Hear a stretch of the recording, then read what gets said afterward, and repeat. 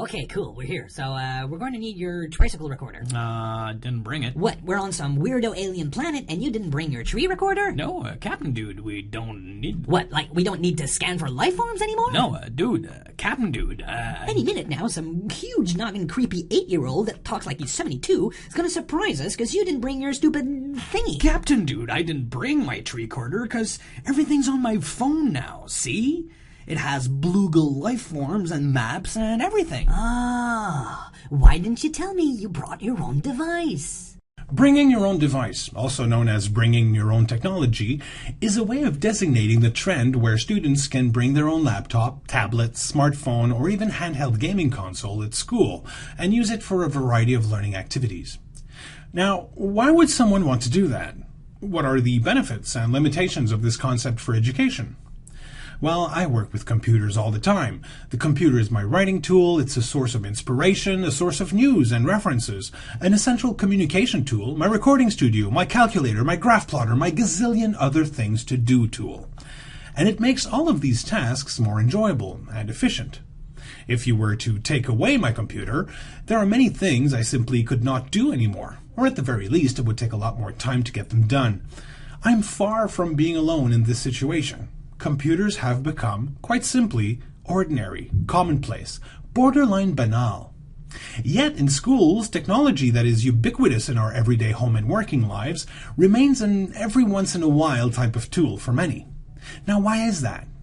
Well, there's no way that governments will ever be able to afford one computer per pupil. Not because of the price of computers, some are not much more expensive than a standard issue school desk and chair, but because there's no way school board technicians could ever maintain that number of computers. But perhaps more importantly, would you really want them to? Okay, so all I have to do is get this free piece of software on the web, right? Whoa! Oh, come on! All I want is this... So, you just found a great resource on the web, but you need to update the media player in your browser. No can do. Only a school board technician with administrator privileges is allowed to do that. Want to install some new piece of software for a project and you need it right now? Surely you jest. You'll have to ask IT. Some of your learners prefer to work with the fruit brand, but your computers are the politically correct brand, or vice versa. Well, that's how the cookie crumbles. BYOD lets the learner work in his or her environment with all the tools they need and prefer. School organizations need to standardize the workstations so they can maintain them more efficiently. Making these two needs meet is a circle that cannot be squared.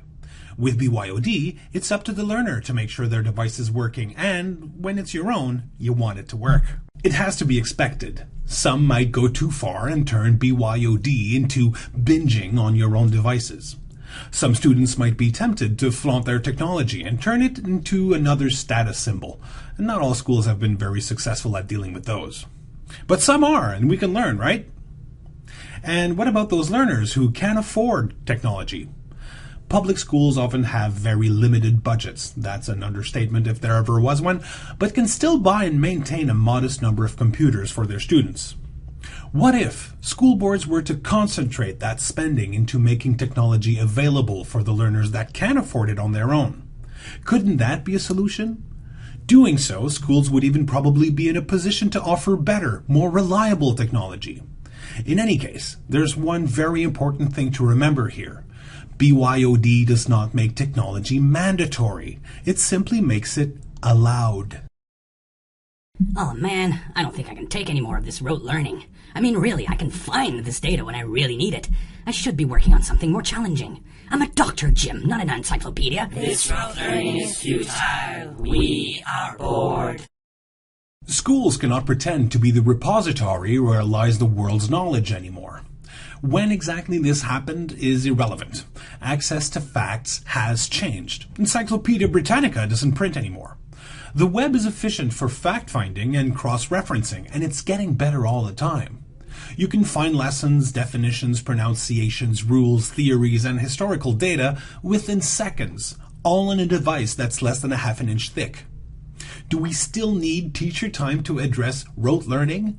Or would this time be better invested in helping learners develop cognitively more demanding competencies? I've said it before, let the computer take care of the computable so you can take care of the meaningful. Don't let your learners turn into a bored collective. Furthermore, if some of your learners have ubiquitous access to technology, tasks that require analysis, evaluation, simulation, and creation become a lot more accessible. The temptation of using social media for non-school related texting or chatting is a strong one, of course. I mean, letting computers and mobile devices in the classroom is like opening a garage door for those temptations to invade the learner's attention.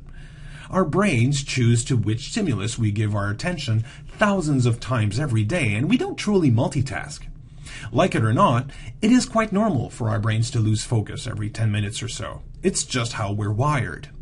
Furthermore, we don't pay attention to boring things. I know it sounds harsh, but that's just how it is. It's as true for you as it is for your learners.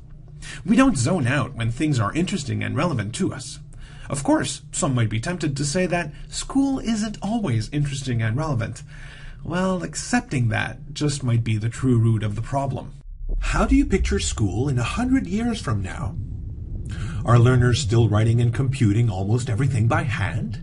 Are they using paper dictionaries? Hard to imagine that would be the case, right? Well, when will this change happen then? In 50 years from now?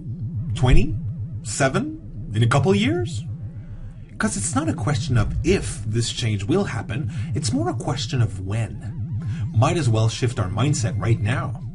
Would you say the first step is letting the technology in, or revamping our pedagogical practices, changing how and even what we teach?